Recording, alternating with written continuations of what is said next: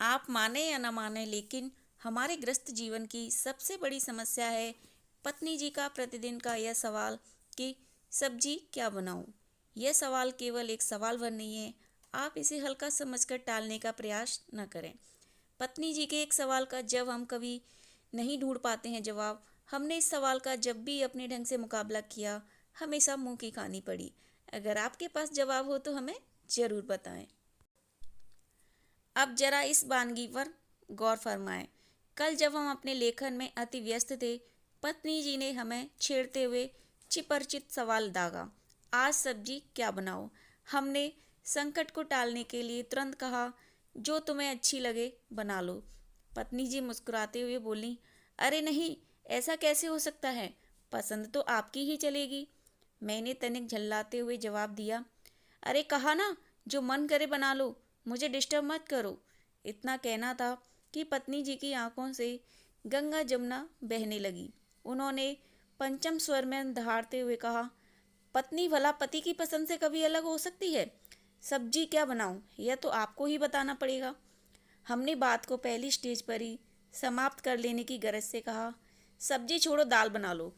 पत्नी की तुरंत प्रतिक्रिया थी, दाल कौन सी बनाऊं।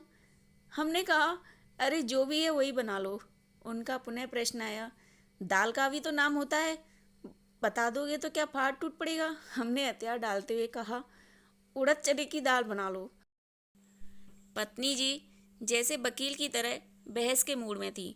उड़द और चने की दाल रात को, अरे हजम नहीं होगी। अब भला हम क्या कहते।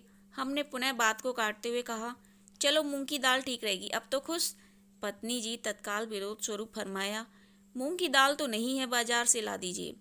बात वहीं जा पहुंची जहां से शुरू हुई थी। उनका राग अलापना निरंतर जारी था। हमने अब की बार खूब सोचकर फाइनल जवाब दिया, राजमा और चावल बना लीजिए बस।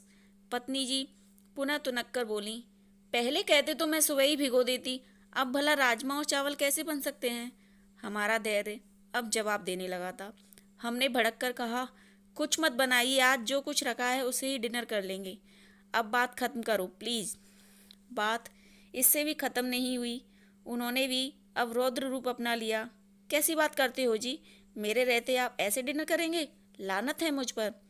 हमें अब उस वार्तालाप का अंत होता नजर नहीं आ रहा था, क्योंकि पत्नी जी का रुआब पूरे सवाब पर था। हमने बात खत्म करने के लिए अंतिम ब्रह्मास्त्र छोड़ा। हमें पूरा विश्वास था कि सब्जियों में राजाधिराज सम्राट श्री आलू जी महाराज का नाम सुझाएं तो उन्हें कोई परेशानी नहीं होगी। आलू तो सर्वत्र घरों में 24 घंटे उपलब्ध रहते हैं, लेकिन आलू के ऑफर भी बात नहीं बनी। पत्नी जी ने यह कहकर हमारा प्रस्ताव एक झटके में रिजेक्ट कर डाला कि यह भी कोई बात हुई, रोज रोज आलू, गैस के मारे पेट वैसे ही खराब रहता है और आप कहते हैं आलू की सब्जी बना लो। अब हमें समझ में नहीं आ रहा था कि हम क्या विकल्प सुझाएं। तर्कस के सारे तीर पहले ही खत्म हो चुके थे। हमने अब पत्नी जी को डराने के लिए अपने रौब-दाब का प्रयोग कर बात को खत्म करने की सोची और जोर से चिल्लाकर कहा, जाओ मटर पनीर बना लो, लेकिन दिमाग मत चाटो। हमारा इतना कहना था कि आरडीएक्स की माफिक जोरदार ब्लास्टिंग करते हुए वो रो रो कर दहाड़ने लगी। कहाँ फंसा दिया मेरे घर वालों ने, इनका इतना ख्याल रखने पर भी इनका ऐसा जालिम व्यवहार क्या करूं मैं। अब हमें अपने सिर पर से पानी जाता महसूस होने लगा। बिगड़ी बात को संभालने और महिला थाने तक पहुंचने से रोकने के लिए हमने फौरन अपना पैंतरा बदला। प्यार से उनके सिर पर हाथ फेरते हुए उन्हें समझाया, जानू तुम तो नाहक इतना बुरा मान जाती हो। अरे हम तो इसलिए गुस्सा हुए कि तुम फालतू में हमारे लिए इतना परेशान न हो। सब्जी का क्या है, जो मन करे बना लो। हमारे प्यार भरे स्पर्श का उन पर थोड़ा सकारात्मक असर पड़ा। बेसुबकती हुई बोली, आप प्यार से नहीं समझा सकते थे क्या, मैं तो हमेशा आपकी खुशी के लिए ही ऐसा करती हूँ। हमारा मन तो हुआ कि अपना सिर पीट ले, लेकिन आग की लपटों को शांत करने के लिए अब हमने ठंडे पानी के छींटे देना ही मुनासिब समझा और अचूक बाढ़ छोड़ते हुए कहा, चलो छोड़ो, दही तो है ना, रायता बना लो, आज बड़ा मन कर रहा है उसे खाने का। इस बार पत्नी जी एक कुशल वैद्य की माफिक प्रोफेशनल अंदाज में बोली, कैसी बात करते हो, रात को दही, हेल्थ का कुछ ख्याल भी है आपको। अब हम फिर से निरुत्तर थे। हमने पुनः विकल्प सुझाया, कोई हरी सब्जी बना लो। इस बार पत्नी जी ने हमें डपटते हुए कहा, कहाँ ध्यान है आपका? इन मुई कुतावों से फुर्सत मिले तो मेरे ऊपर भी ध्यान दो। इस बुढ़ापे में कीड़े मकोड़े खाकर नॉन वेजिटेरियन बनना है क्या? हमारे पास अब कहने को कुछ भी नहीं था। बेलन दर्शन प्रदर्शन से हमारी सिट्टी पिट्टी गुम हो चुकी थी। बात अब नाजुक मोड़ पर जा पहुंची थी। विस्फोटक स्थिति को कंट्रोल में करने के लिए हमने अंतिम विकल्प दोहराया, फ्रिज में जो भी सब्जियां हैं उन्हें मिलाकर बना लो, अब तो खुश। लेकिन उन्हें हमारा यह प्रस्ताव भी नहीं जचा। उन्होंने बड़ी मासूमियत से कहा, अरे ऐसे कैसे बना लूं? सब्जियों का भी एक कॉम्बिनेशन होता है। करेले और लौकी को मिलाकर सब्जी कैसे बन सकती है?